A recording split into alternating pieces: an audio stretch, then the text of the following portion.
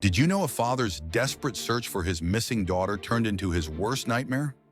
Cedric Evans woke up on Valentine's Day to a cryptic text that made his blood run cold. Andrea, the woman raising his daughter Dana, said she was hospitalized but refused to explain why. With only $3 in his pocket and fear consuming him, Cedric grabbed his gun and started driving. 6 hours through a brutal snowstorm, nearly crashing twice before getting pulled over by furious police.